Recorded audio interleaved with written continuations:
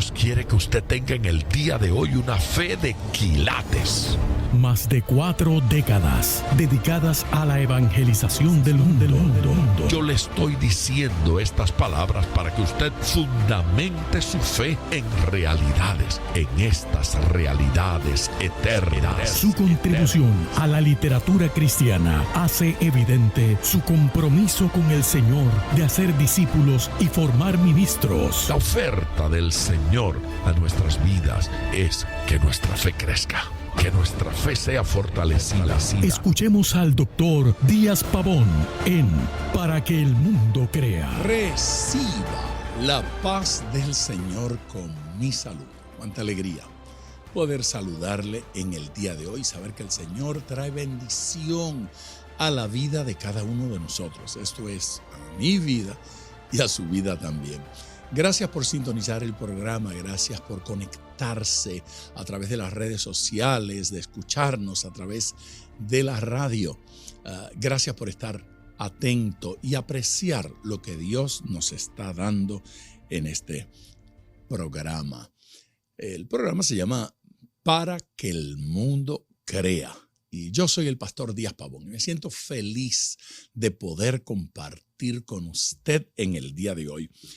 Hoy vamos a hablar acerca de los hombros de una familia.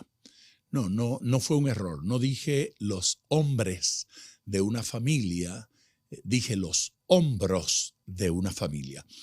Hablar de los miembros del cuerpo es cosa común y posiblemente considerar que, pues, qué sé yo, elementos como manos, pies, ojos, miembros del cuerpo, unos podrían ser más importantes que el otro. Eso solo en determinado momento y para determinada función. Cuando se trata de ver, pues posiblemente la boca resulta inútil. Cuando se trata de agarrar y levantar, pues los oídos resultan inútiles. ¿Cuáles son los órganos más importantes en determinado momento? Pues los más necesarios, aquellos útiles para determinada cosa. Durante el mensaje de hoy y el mensaje del día de mañana vamos a hablar de los hombros y de cómo Dios los utiliza en algún momento, tanto para servir a Dios como para bendecir a gente. Atentos a lo que Dios nos quiere hablar en el día de hoy y mantenga este número telefónico en mente para que llame cuando tenga una petición. 305-228-9697. Vamos al púlpito. Números, capítulo 7, versículos del 7 al 9. Claro, leído así tal cual, puede ser que el pasaje no nos diga mucho, pero mirando un tanto el contexto en que este pasaje fue escrito, las circunstancias y el producto final, es probable que este pasaje nos diga mucho más que lo que nos comunica así a simple vista. 2 carros y 4 bueyes dio a los hijos de Gersón, conforme a su ministerio. Y a los hijos de Merari dio 4 carros y 8 bueyes, conforme a su ministerio, bajo la mano de Itamar, hijo del sacerdote Aarón. Pero los hijos de Coat no les dio, porque llevaban sobre sí en los hombros el servicio del santuario. El pasaje está hablando de 3 familias. ¿Qué estaba sucediendo en esos días? Se había instaurado, se había establecido el tabernáculo. Y el pueblo traía ofrendas para la adoración en el tabernáculo. Trajeron muchos animales, trajeron bueyes. Particularmente trajeron varios bueyes, 2 por cada carro. Eran 6 carros y cada carro habría de ser tirado por 2 bueyes. La distribución fue sencilla. A la familia, porque esto fue una distribución por familia, a la familia de Gersón le van a dar 2 carros, cada uno de ellos con 2 bueyes, así que son 4 bueyes. A la familia de Merari le van a entregar 4 carros y 2 bueyes por cada carro. Entonces eran 8 bueyes. Quedaba otra familia, era la familia de Coat, y dijo: a ellos no le van a dar nada, ni carros ni bueyes. Cuando uno mira esto de esta forma, le parece que hay cierto prejuicio. ¿No es cierto? Cierto prejuicio. Señor, le diste menos a una familia que a otra, y aquí hay una familia a la que no le diste. ¿Sí? Le entregaste nada, pusiste nada en sus manos. Pero cada uno de esos casos está acompañado de la expresión conforme a su ministerio. Eso es importante. Usted debe marcarlo en su Biblia. Conforme a su ministerio.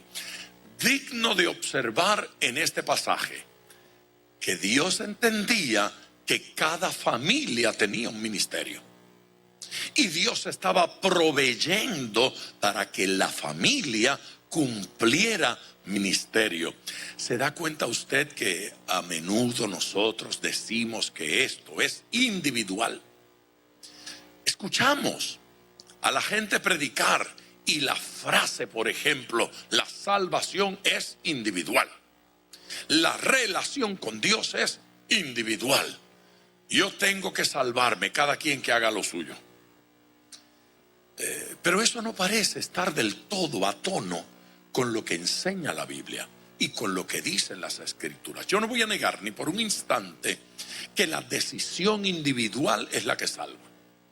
Yo no voy a negar ni por un instante que cada individuo y cada miembro de nuestra familia se tiene que convertir al Señor. Que el hecho de que papá sea salvo no me hace salvo a mí. Dicen algunos predicadores: Dios no tiene nietos. Y eso significa que cada quien tiene que convertirse y ser un hijo de Dios. Si no, no soy salvo. Pero ¿cuántas veces la Biblia dice que un hijo de Dios, y en el caso de Pedro y en el caso de Pablo, esto ocurre? Le dijo a alguna persona: cree en el Señor Jesucristo y serás salvo, tú y tu casa. Es verdad, yo tengo que convertirme al Señor, pero por alguien entra la salvación a una familia. Y por alguien entra la bendición a una familia. Y no tenemos por qué creer que el diablo puede robarnos nuestros hijos. Tenemos que creer que porque yo soy de Dios, mis hijos son del Señor. Y no se los voy a regalar al diablo, ni a los problemas, ni a las circunstancias. Y no importa quiénes sean y qué hagan mis hijos, yo los voy a seguir reclamando para el Señor, porque eso es función de padre. Diga gloria a Dios. Eso es función de padre. Como padres tenemos que asegurar la salvación de nuestros hijos. La promesa de Dios a Abraham no fue solo para él, fue para él y para su descendencia. La promesa de Dios a David no fue solo para él, fue para él y para su descendencia. Es más, a David le dijo que iba a eternizar su trono. Es decir, que sus descendientes serían reyes por siempre. Y eso tuvo cumplimiento cabal en Jesucristo, quien es un descendiente de la línea de David. Así es que en Cristo se eterniza el trono de David. De allí que cuando Jesús hacía su entrada triunfal a Jerusalén, La gente proclamaba y gritaba, y aquel ciego Bartimeo, cuando se enteró de que el Señor se acercaba, clamaba igualmente: Hijo de David, ten misericordia de mí. Y daban hosanas en la entrada de Jerusalén al rey, al hijo de David, y lo bendecían. Era descendiente directo del rey David, no era hijo inmediato, sería tatara. Parecía ametralladora, ¿verdad? Descendiente de David. Así es que Dios no solo nos bendice, sino bendice a nuestros hijos. ¿No recuerdan ustedes el caso de Lot? Lot era un sobrino materialista que tenía Abraham. Se fue con Abraham. Salió de Ur de los Caldeos y acompañó a Abraham hasta la tierra prometida. Pero era materialista, andaba buscando las cosas materiales. No era buen creyente, no era fiel a Dios, no respondía a los intereses divinos. Él se hubiese perdido en Sodoma y Gomorra. Él vivía en la ciudad esa que fue destruida por azufre y fuego. Él hubiese muerto allí, pero era sobrino de Abraham, y Abraham intercedió por él. Entonces Dios le habló a Abraham y lo advirtió de lo que iba a suceder, y Abraham le mandó un mensaje de texto, fue allá, habló con él, le hizo saber lo que venía, y entonces pudo escaparlo. Por eso yo acostumbro decir, en caso de que usted no sea muy consagrado, asegúrese de tener un tío santo. Conviene eso de tener a alguien santo en la familia para remitirnos a ellos y procurar su bendición. Así es que establezcamos esto: la bendición de Dios es para la familia. Sería bueno que todos lo dijéramos. Diga: la bendición de Dios es para mi familia. Hágalo personal, confiéselo y declárelo. La bendición de Dios es para mi familia. Pero no solo la bendición de Dios es para su familia, las responsabilidades para su familia. La familia bendecida, la familia bendita, tiene una responsabilidad. Cuando Dios nos bendice, somos responsables de esa bendición. Y esa responsabilidad en la Biblia se llama ministerio. Cada familia tiene un ministerio. El ministerio no es solo para uno. No era solo el ministerio de David. No era porque la familia tenía que vivir con él en el palacio y sacrificarse. Y uno de los hijos heredar la corona. ¿Qué vamos a hacerle? Pero fue Dios quien se la dio. Amén. Amén.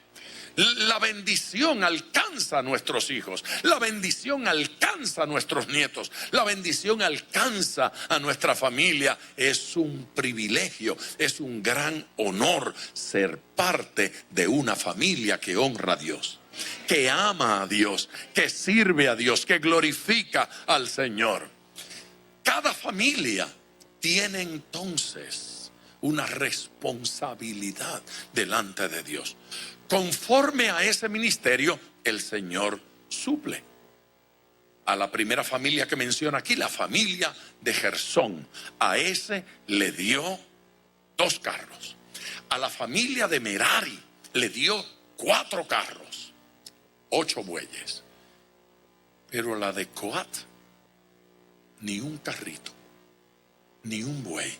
Y le dijo: carga sobre tus hombros. ¡Qué maltrato!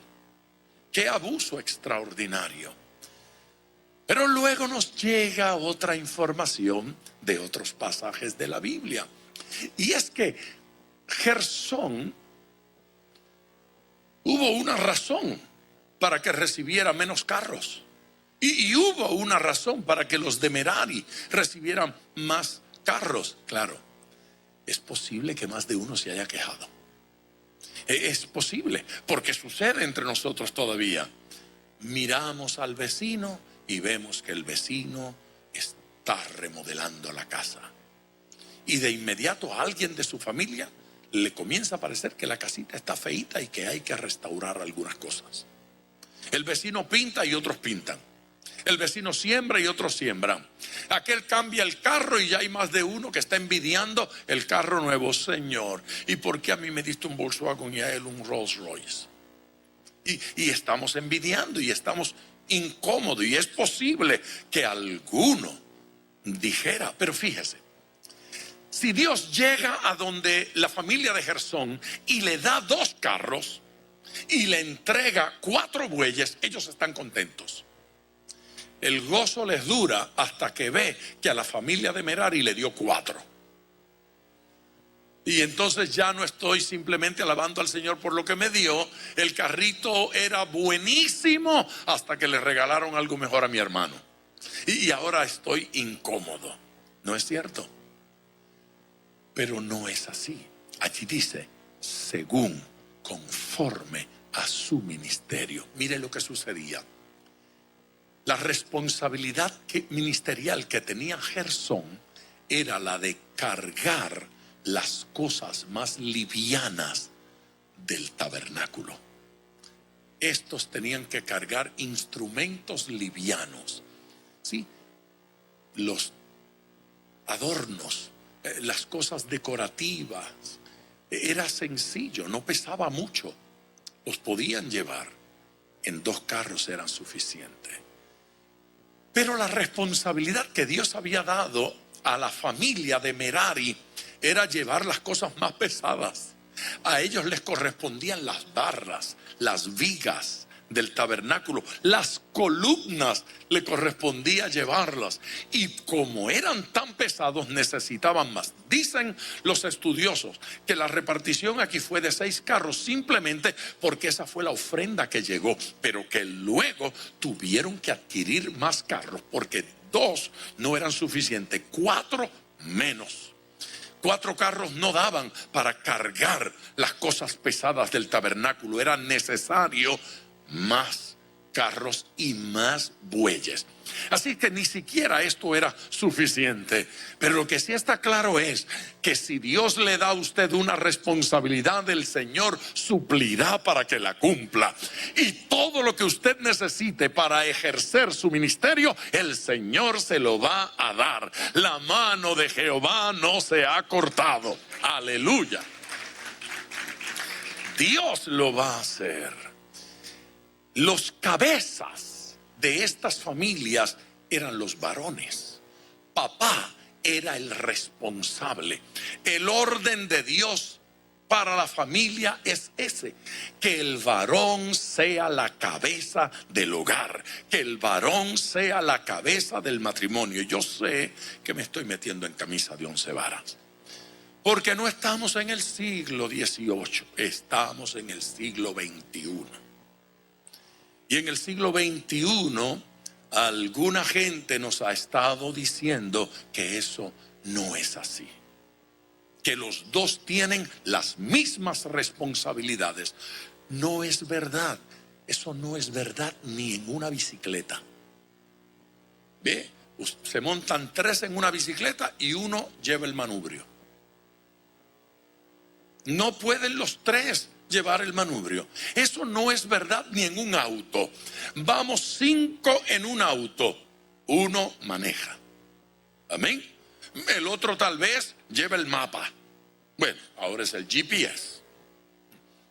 Y cada quien está haciendo algo diferente. De repente a aquel le toca pagar la gasolina y al otro servirla. Pero lo cierto es que no todos pueden hacer lo mismo. En la familia tampoco. No todos pueden hacer lo mismo. Pero antes de que los hombres comiencen a celebrar que son cabeza, debemos entender de qué se trata. Ser cabeza no significa gobernar, significa ser modelo, ser ejemplo, ser responsable. Aleluya. Es posible que una mujer tenga algún conflicto en reconocer que el marido es la cabeza cuando el marido no cumple con las responsabilidades. No solamente Dios le dio la autoridad, le dio la mayor responsabilidad. Así es que si soy hombre, si soy esposo, si soy cabeza, debo comprender que tengo la responsabilidad. amén, de presentarme delante de Dios. Cuando un hombre quiere que se le respete, tiene que buscar sabiduría de Dios. Porque una mujer no puede obedecer a un hombre cuando el hombre habla locuras. Así es que ese hombre tiene la responsabilidad de ir delante del Señor. Ahora nos encanta llamarlos sacerdotes. El hombre es el sacerdote del hogar. Pues es sacerdote del hogar solo cuando representa la fuerza espiritual. Cuando se ocupa de ir delante del Señor y se responsabiliza delante de Dios. Cuando se responsabiliza económicamente, cuando se responsabiliza moralmente, éticamente, espiritualmente, ese hombre va a ser respetado y va a ser honrado. Eso de ser cabeza no es un lujo, eso de ser cabeza es una responsabilidad enorme. Pero créame, una mujer va a tener conflicto cuando tiene que honrar a un vago. Ofendí a alguien. Es difícil tener un Juan Lana que no quiere trabajar. Yo espero que Juan Lana no sea un vecino suyo. Lana es un apellido. ¿Sí? Yo no sé. Espero que no. ¿Quién va a honrar a una persona que no se esfuerza? A una persona que no se dedica. Escuche bien.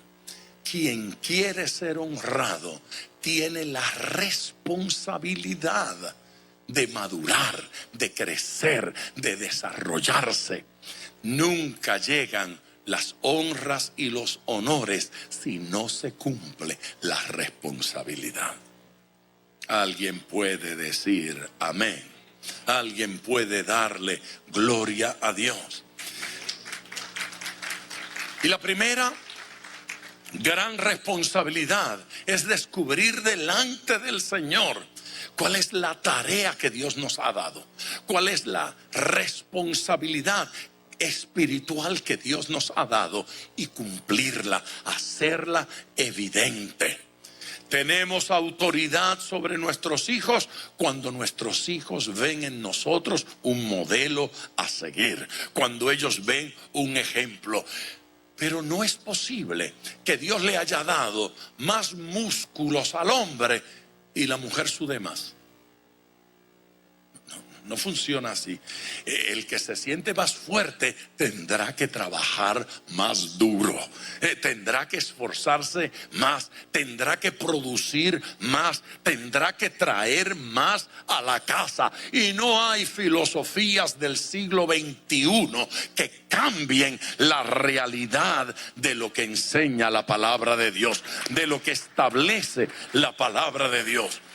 Hombres, tenemos una responsabilidad que cumplir. Hoy es Día del Padre. Yo no sé por qué yo escogí este día para maltratar de esta forma. Yo debía haber buscado otro enfoque en este mensaje, pero no vino otra cosa de parte de Dios. Ahora, fíjese, ya vimos a los de Gersón. Tenían algunas cosas livianas que cargar. Le dieron 2 carros. Ya vimos a los de Merari. Tenían cosas más pesadas que cargar. Su responsabilidad como familia era mayor. Le suplieron más carros y más bueyes. Pero vinieron los de Coat y el Señor dijo: no hay carro y no hay bueyes. Ustedes échense la carga sobre sus hombros. Y uno dice: qué cruel, qué abuso, qué triste. Hasta que descubre que hubo una razón para eso. Estos no iban a llevar carga pesada. Estos tenían la responsabilidad de llevar sobre sus hombros los elementos santos del tabernáculo. No era una carga, era una gloria, era una honra, era una bendición, porque Dios había dicho: ningún animal de carga va a llevar los objetos santos de mi altar, los objetos santos de mi casa. Dios estaba exigiendo que hombros de hombres santos llevaran el tabernáculo. El tabernáculo no habría de ser cargado por bueyes. Usted recuerda cuando este pueblo irresponsablemente decidió llevar el tabernáculo sobre una carreta. Uno de los bueyes tropezó, se caía el arca, no el tabernáculo, perdón, el arca del pacto venía abajo y un hombre metió las manos para detenerlo y murió por tocar el arca del pacto. Por esa razón no debía ser llevada por animales. El arca, yo dije tabernáculo hace un rato, no, el arca era para llevarse sobre los hombros santos de hombres santos. Aleluya. Los elementos de santidad tienen que cargar los hombres de integridad. Alguien que le dé gloria al Señor. De alguna forma, Dios nos está diciendo, dame tus hombros, los necesito. Pon tus hombros, dispón tus hombros, nos dice el Señor, para usarlos de cierta forma.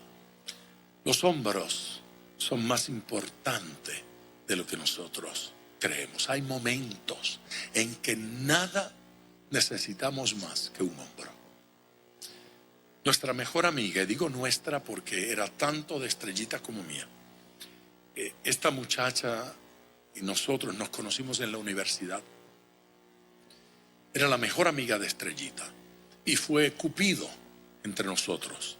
Y luego trabajó conmigo en el ministerio. 18 años estuvo con nosotros trabajando ministerialmente en la universidad, en la iglesia, en el ministerio evangelístico. Ella era una bendición, hacía tantas cosas, participaba en tantas, cantaba como un ángel y aparte de eso, trabajaba en la oficina, dejó su empleo para venir a trabajar con nosotros en la iglesia. Eva era una bendición, pero a los 37, 38 años partió con el Señor. Murió prematuramente, un cáncer. No hubo nada que pudiésemos hacer y tratamos de hacer todo para ayudarla. Desde la perspectiva médica, los mejores médicos, los mejores tratamientos. Desde la perspectiva espiritual, en ayunos, en oración, delante del Señor, pidiéndole a Dios. Pero todo iba a una velocidad impresionante. Cada semana era una mala noticia. No hubo manera. Unos meses antes de que ella enfermara, meses antes, yo tuve un sueño. Soñé que llegábamos a un barrio para evangelizar, que la iglesia me acompañaba y que a la distancia de 2 cuadras, en una pendiente, un hombre salió de una casa y ahí un par de hermanos estaban tratando de predicarle y el hombre desenfundó un arma de fuego y apuntó y los hermanos se movieron y yo vi que el hombre estaba apuntando hacia acá y yo pensé, no me da tiempo para llegar a él. Si yo estuviera cerca, yo podría hablarle. Y estoy seguro que si le hablara, yo lo tranquilizaría, pero no puedo hablarle. La cosa se movía tan rápido y yo pensaba a la velocidad de la luz. El hombre ahora apuntó hacia mí, cargó el arma para disparar. Y yo pensé, si estuviera al alcance de mi mano, yo tomaría el arma. Y él no me dispararía, pero va a disparar. Y disparó. Y en ese momento yo pensé en quitarme, pero detrás de mí estaba la congregación. Y yo dije, si me quito, mata a uno de ellos. No me puedo quitar. ¿Cómo me voy a quitar? Y me impactó. Y la bala me impactó en el corazón. Y en el sueño yo caí al suelo y veía cómo brotaba el agua. La sangre, perdón. Brotaba la sangre por un hueco enorme que dejó la bala. Y yo sentía que me estaba hundiendo. Y allí estaban todos los hermanos. Y allá, entre los hermanos, estaba Estrellita. Y yo la veía a la distancia, pero ella no estaba cerca de mí. A mi izquierda estaba esa hermana, Eva. Y a mi derecha estaba el cantante de las campañas, Manuel Román. Y yo los estaba viendo a ellos dos. Veía a Estrellita allá lejos y pensaba, no me puedo despedir de ella, no le puedo decir nada, no le puedo dar instrucciones, no le puedo decir qué hacer ahora que yo me voy a morir porque me estoy muriendo. Y yo sentía que me hundía, solo veía a Eva y a Manuel, pero no podía hablar. Y desperté, aterrado. Me dolía el pecho, me busqué el hueco y no estaba, ya me había sanado. Y estaba asustado. Desperté y ese mismo día me encontré con Eva en la oficina y le conté, Eva, tuve el sueño más feo anoche. Todo iba así, a una velocidad que yo no pude controlar nada y me hirieron y morí. Y ella dijo, cuando alguien tiene un sueño como ese, quien muere no es la persona que murió en el sueño, es esas personas a quien él estaba viendo. Y yo dije, pues eres tú y Manuel. Y ella dijo, bueno, así es la historia. Ella tenía 35 años cuando eso. Y me dijo, yo no voy a llegar a los 40 años. Yo no nací para vivir una vida normal. Yo me voy antes de tiempo, yo me voy temprano.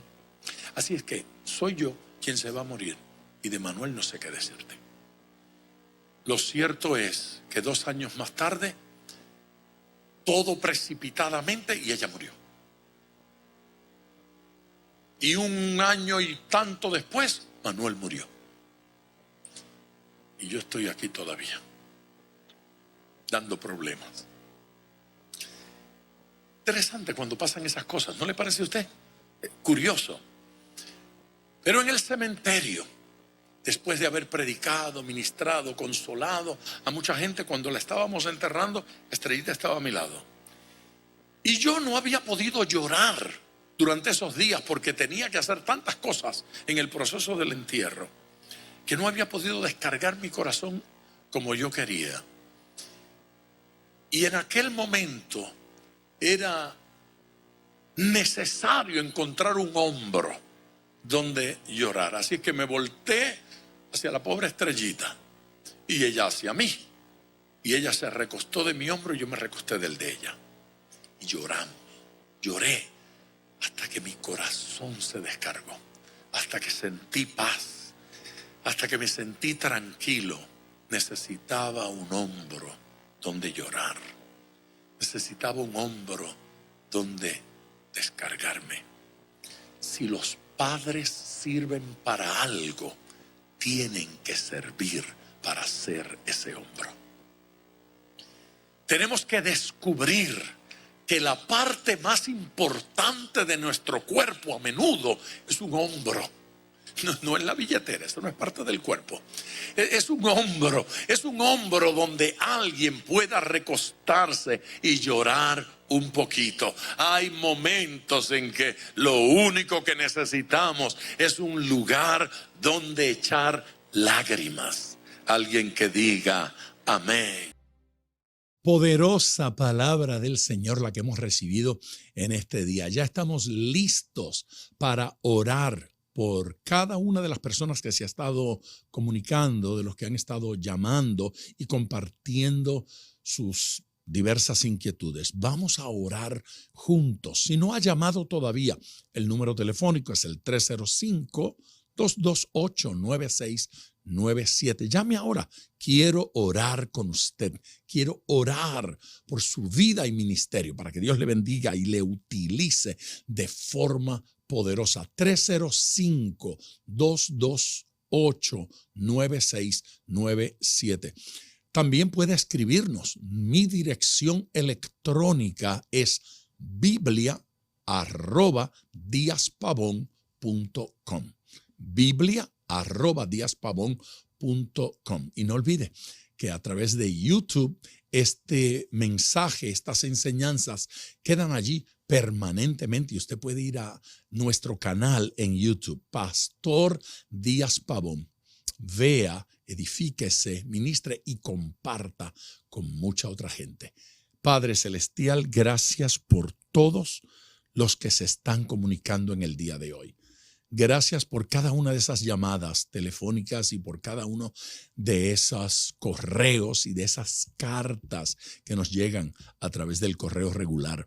Señor Jesús, tu bendición sea sobre este pueblo. Tu bendición sea sobre cada vida que atiende a tu palabra y responde a ella afirmativamente. Tu ministración sea sobre sus corazones. Unge y utiliza a estos tus hijos e hijas para bendecir, para edificar, para ayudar a muchos. En el nombre de Jesús. Amén, Padre eterno. Qué bueno que ha estado usted en sintonía con nosotros en el día de hoy. No olvide que mañana culminaremos este mensaje que hemos comenzado en el día de hoy. Así es que bendiciones a todos y hasta mañana. Dios les bendiga. Gracias por sintonizar Para que el Mundo Crea con el Dr. Díaz Pavón. Nuestro ministerio desea brindarle acceso a este programa descargando gratuitamente la aplicación DPM Radio. Para oración, comuníquenos su necesidad llamando al 305-228-9697. 305-228-9697 o en las redes Facebook e Instagram bajo Díaz Pavón Ministries.